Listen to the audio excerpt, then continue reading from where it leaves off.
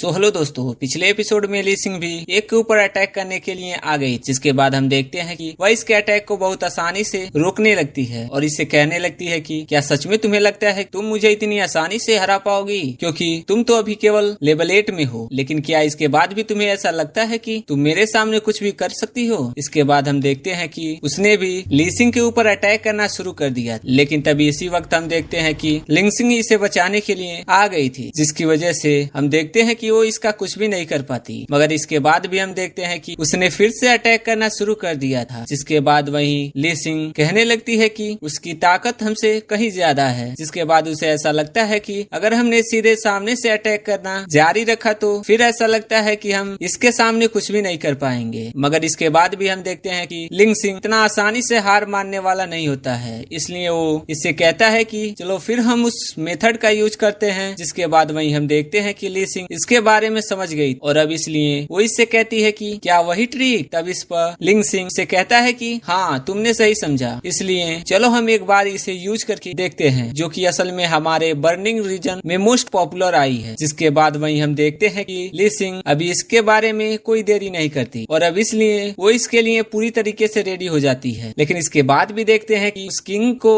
के बारे में कोई चिंता नहीं होती और इसलिए वो इनसे कहने लगती है तुम ऐसे ट्रिक का यूज करना चाहते हो, लेकिन क्या सच में तुम्हें ऐसा लगता है तुम इस तरह से मुझे हर्ट कर पाओगे। मगर इसके बाद भी हम देखते हैं कि ली सिंह इसकी बातों पर ध्यान नहीं देती, इसलिए उसने इसके अटैक से अपने आप को बहुत आसानी से बचा लिया था, जिसकी वजह से उसे इसमें कुछ भी नहीं होता है। मगर फिर भी हम देखते हैं कि ली सिंह इसे इतना आसानी से छोड़ने वाली नहीं होती है और अब इसलिए उसने इस पर अपने पावर का यूज करना शुरू कर दिया था। जिसके बाद वहीं हम देखते हैं उसे इसके बारे में कुछ भी समझ नहीं आ रहा था, जबकि वहीं हम देखते हैं कि ली सिंह ने उसे अपने पावर में बहुत आसानी से फंसा लिया था, जिसकी वजह से वह इसके एसेसन फॉर्मेशन के सामने कुछ भी नहीं कर पाती और अब इस तरह से हम देखते हैं कि वो इसमें बहुत बुरी तरीके से फंस गई थी और इसमें से निकलने के लिए कोई भी रास्ता उसे समझ नहीं आ रहा था। जिसके बाद वहीं हम देखते हैं कि ली सिंह भी इसके बारे में कोई देरी नहीं करता और वह भी अपने फायर पावर का यूज करके तुरंत इस पर अटैक कर देता है। जिसके बाद वहीं हम देखते हैं कि वह भी इसके सामने कुछ भी नहीं कर पाती और इस तरह से वह इसे बहुत आसानी से मार गिराती है। इसके बाद वहीं हम देखते हैं कि दूसरा अंडर किंग इस बात से हैरान हो गया, कहता है कि यह क्या हुआ। तब इस पर ली सिंह से कहता है कि अब अगली बारी तुम्हारी है। जिसके बाद हम देखते हैं कि वह अब इस बात से इसके ऊपर काफी गुस्सा हो गया और इसलिए वो अपने पावर का यूज करके इन पर अटैक करने चला जाता है। वहीं उधर हम देखते हैं कि वेंग वॉन भी एक एडेड किंग के साथ फाइट कर रही, जहाँ पर कि वो इसके ऊपर भारी पड़ने लगता है। लेकिन तभी हम देखते हैं कि फेंग इसके हेल्प करने के लिए आ गया था और इसलिए वो इससे पूछता है कि कैसी हो। मगर तभी हम देखते हैं कि उस एडेड किंग ने फिर से अपने पावर का यूज करके अटैक करना शुरू कर दिया था और अब इनसे कहने लगता है कि अगर हम यहाँ पर ट्रैप हो गए हैं तो क्या हुआ, लेकिन इसके बाद भी तुम हमारे सामने कुछ भी नहीं कर सकते और इसलिए तुम यहाँ पर जरूर मरोगे। तभी इसी बीच हम देखते हैं कि दूसरे वाले ने भी इन पर अटैक करना शुरू कर दिया। जिसके बाद हम देखते हैं कि वेंग वॉन और फेंग अपने आप को बचाने लगते हैं और इसलिए वह भी इनके हाथों में नहीं आते। इसके बाद वेंग वॉन कहने लगती है कि वे दोनों लेवल 9 के थर्ड स्टेज में हैं, जो कि असल में लॉन्ग रेंज वाले अटैक और क्लोज रेंज वाले अटैक में माहिर हैं, इसलिए वे दोनों एक साथ में बहुत ही ज्यादा पावरफुल हैं, जिसकी वजह से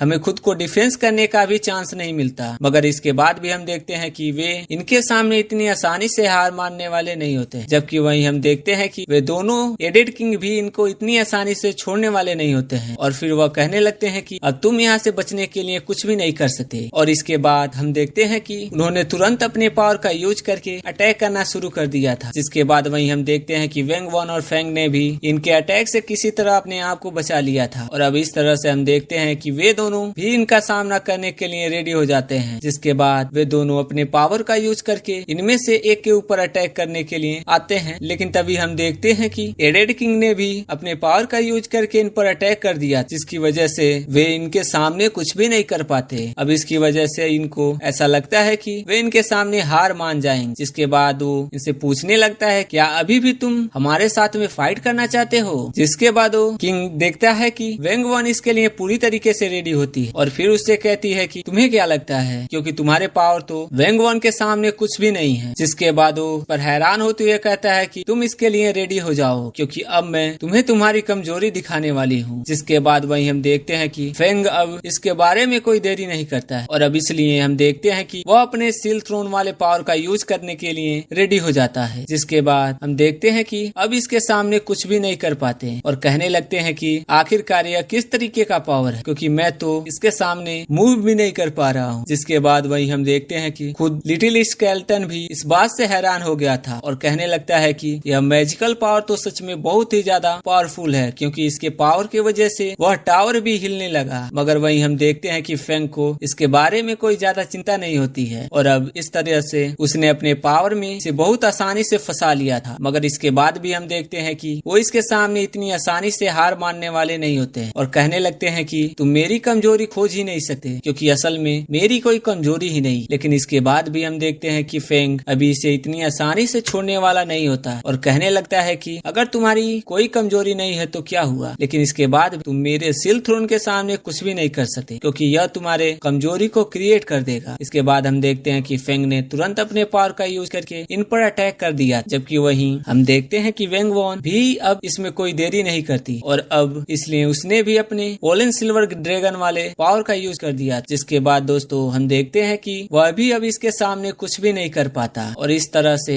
वेंग वॉन अपने स्वॉर्ड से चीरकर उसे वहीं पर मार देती है। जिसके बाद हम देखते हैं उसका साथी भी इस बात से अब पूरी तरीके से हैरान हो गया था और कहने लगता है आखिरकार यह कैसे हो गया और इसने किंग को इतनी आसानी से कैसे मार डाला। जिसके बाद वहीं हम देखते हैं कि फेंग अभी इसके बारे में कुछ भी नहीं बोलता और वो अपने सील थ्रोन पर बहुत आराम से बैठ जाता है। मगर तभी हम देखते हैं कि वेंग वॉन अब इसे भी छोड़ने वाली नहीं होती है, इसलिए वो इसे कहने लगती है कि अब तुमने बहुत ज्यादा हंगामा कर लिया और अब तुम भी मरने के लिए रेडी हो जाओ। इसके बाद हम देखते हैं कि वेंग वॉन अपना पावर का यूज करके इस पर अटैक करने चली जाती है, जबकि वहीं हम देखते हैं कि फेंग ने भी इसमें अपने पावर का यूज कर दिया था ताकि इस तरह से वे इसमें बहुत आसानी से मर सके। जिसके बाद वहीं हम देखते हैं कि वो भी इस बात से पूरी तरीके से हैरान हो गया था और कहने लगता है कि अचानक से उसकी पावर इस तरह से कैसे हो गई और इतने ज्यादा कैसे बढ़ गई। तब इस पर फेंग उसे कहने लगता है कि स्पिरिचुअल रेजोनेंस, जो कि असल में इविल की वजह से फोर्थ अंकल का सुपर नेचुरल पावर है। जिसके बाद हम देखते हैं कि इसकी वजह से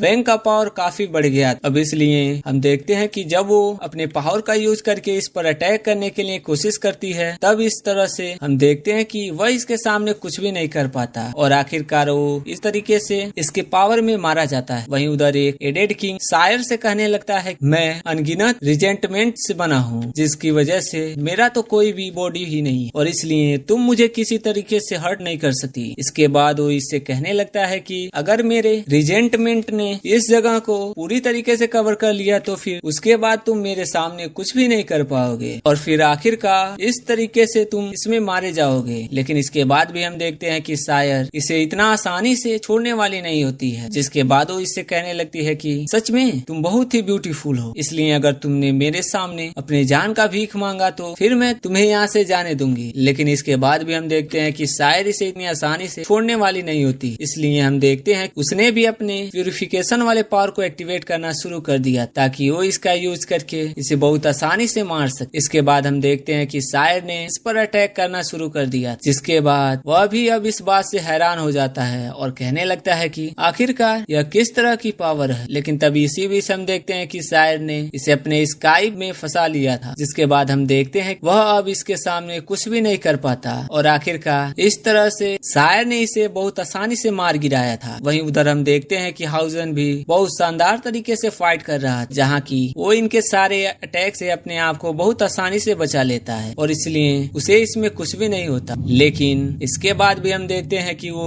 हाउचेन को इतना आसानी से छोड़ने वाला नहीं होता है, इसलिए वो इससे कहने लगता है तुम इंसान हमारे सामने कुछ भी नहीं कर सकते, क्योंकि अभी भी हमारे और तुम्हारे पावर के बीच में बहुत बड़ा गैप। इसके बाद वो इससे कहने लगता है कि तुम हमें अलग कर हमारे साथ में फाइट कर रहे हो, लेकिन क्या सच में तुम्हें लगता है कि तुम इस पर हमें हरा पाओगे? तब इस पर हाउचेन उससे कहता है कि क्या तुम्हें अभी इसके बारे में पता नहीं, क्योंकि तुम्हारे आधे से ज्यादा साथी तो मारे गए हैं या बहुत बुरी तरीके से इंजर्ड हैं। जिसके बाद हम देखते हैं कि आखिरकार वो इस बात से हैरान हो ही गया और फिर उससे पूछता है तुम कौन हो। जिसके बाद वहीं हम देखते हैं हायू भी अब बाहर आने वाला था, इसलिए वो हाउचेन से कहने लगता है ब्रदर अब हमारा रिवॉल्यूशन कंप्लीट होने वाला है। जिसके बाद वहीं हम देखते हैं हाउचेन भी इस बात से काफी खुश हो गया और कहता है कि अब हमें तुम्हें बहुत ही जल्द घर लेकर जाने वाले हैं। तो दोस्तों अगर आपको एक्सप्लेनेशन अच्छा लगा हो तो वीडियो को लाइक कर देना, चैनल चैनल को सब्सक्राइब कर देना। मिलते हैं अगले वीडियो में, तब तक के लिए keep watching, keep supporting, thank you.